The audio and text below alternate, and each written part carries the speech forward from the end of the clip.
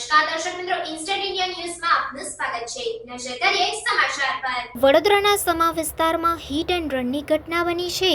Walking કરવા નીકળેલા પતિ પત્નીને પૂર ઝડપે આવેલી સ્કોર્પિયોના કાર ચાલકે અડફેટે લઈ ફરાર થઈ ગયો હતો, જેમાં પત્નીનું ઘટના સ્થળે જ કમકમાટી ભર્યું મોત નીપજ્યું છે। શહેરના સમા વિસ્તારમાં એક દંપતી ચાલવા નીકળ્યા હતા, જે દરમિયાન પતિ પત્નીને અકસ્માત નડ્યો હતો। પૂર ઝડપે આવેલી સ્કોર્પિયો કારે પતિ પત્નીને અડફેટે લીધા હતા, જેમાં પત્નીનું ઘટના સ્થળે જ કમકમાટી ભર્યું મોત થતાં પતિ આઘાતમાં સરી પડ્યો છે। કાર ચાલક અકસ્માતને અંજામ આપી ઘટના સ્થળેથી ફરાર થઈ ગયો હતો।